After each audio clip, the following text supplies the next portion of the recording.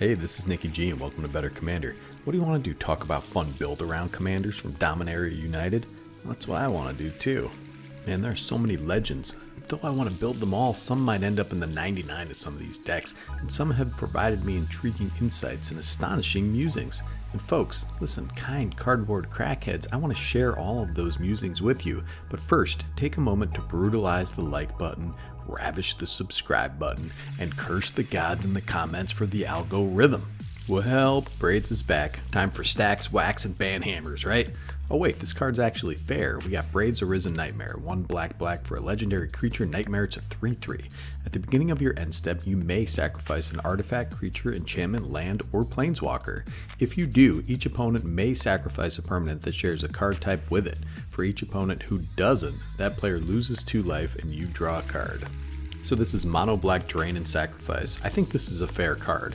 It doesn't compel your opponents to do anything, it just puts a gun to their heads and forces them to choose between 2 unsavory alternatives. This results in some massive value for 3 mana. We can sacrifice crappy enchantments like Treacherous Blessings, Demonic Lore, Demonic Pack.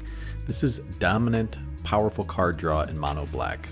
You might also want to put out some crappy tokens, because Braids can sacrifice those too. You got Jadar, Ghoulcaller of Nephalia, and Dreadhorde Invasion. These create expendable creatures you don't mind sacrificing. I think one of the ways you can go with Braids is to really lean into the sacrifice theme, include cards like Agent of the Iron Throne and Bastion of Remembrance to start draining your opponents, along with Zulaport, Cutthroat, and Blood Artist. Or if you find yourself drawing massive amounts of cards and or putting things in your opponent's graveyard, you can include cards like Reanimate, Animate Dead. These are a bit unique in that they can pull cards from any graveyard.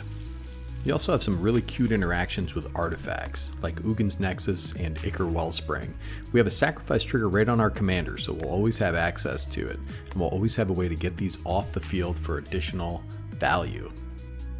I gotta say, Braids is back and I'm happy to see her. For 3 mana, you're providing tremendous value for what you're getting. I'm gonna buy a couple of these cards, probably from some of my sacrifice decks, because I think they go great in any deck where you have expendable creatures or treasures or any of that stuff that you're sacrificing frequently. Oh, remember the protests of 2004? Outside Wizards of the Coast headquarters, "We want worms, we want Wurm Tribal Commander." I don't remember that. That didn't actually happen. But we got a powerful build around combat huge creature commander in Baru Wurmspeaker. This guy is 2 green for a legendary creature human druid. It's a 3/3. Worms you control get +2/+2 and have trample. It also has 7 and a green and tap. Create a 4/4 green worm creature token. This ability costs X less to activate, where X is the greatest power among worms you control. Put together a quick $70 budget list, and it routinely gets off to a massive start, generating 40 plus power on turn 6 or 7. This isn't rocket surgery, play worms and create tokens, right? This is a great deck to teach someone to play commander with. There aren't a lot of complex interactions, and Baru, though he has a lot of text, is very simple to pilot.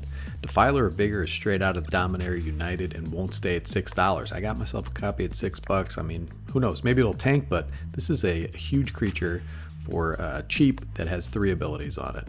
Impervious Great Worm is another fun one. Put about 26 worms in there and you're good, right?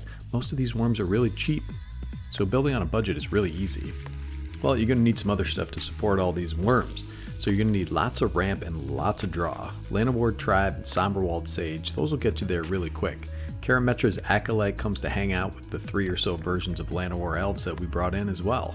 You can have massive worms out there and they're going to be huge targets. So Greater Good is really good in a deck with access to this much massive pump. Look, there's a bunch of little worms eating Azuri in the art. Momentous Fall can draw 11 cards and then what? I don't really know, but more worms is what. Elemental Bond and Garruk's Uprising are fantastic in a deck that makes big tokens. They trigger off our massive worms and our massive tokens, and that's a mono green value engine, brother. And guess what? The higher the power, the more value you get out of unnatural growth. All of our creatures are all going to have trample anyway, so we just want to make them as huge as possible. Baru is a really cool, linear, mono-green, stompy commander. I think this is a great deck to teach people how to play commander, and I think I might build a budget version myself. Nemata is a weird, cool Saproling commander, and I wouldn't want to find this guy grown in my window box, you know what I'm saying? Nemata Primeval Warden is 2 black and a green for a legendary creature. It's a tree folk, 3/4 with a reach. If a creature an opponent controls would die, exile it instead.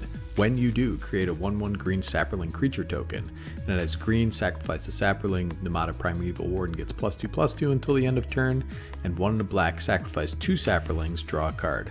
There's a ton of text here, but suffice it to say, you want to be killing your opponent's creatures. I think the sapperling thing is kind of a trap when building him. I mean, you do want sapperlings, you want a couple cards that make sapperlings, but really what you want to do, you want lots of tokens to sacrifice to drain your opponents.